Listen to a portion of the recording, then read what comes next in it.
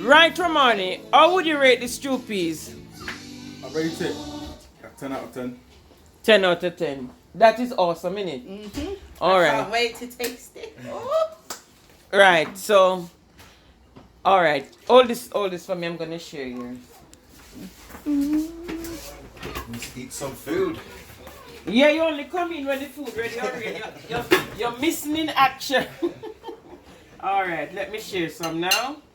The rice look like it's good and ready. Looks nice and fluffy. Yes, that's how it should. That's the outcome. Not too soft and not too.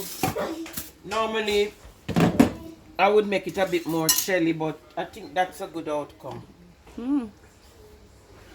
So lucky. If you see like the little thyme on it, you can pick them out. It's just all to spice up the thing. You understand? Take out the thyme. Take out the thyme. Let's play outside. This is what you call Jamaican stew peas and rice. The real deal. Yep. Like you say, ooh la la. All right. So T, taste it and then give me your verdict and tell me what you think.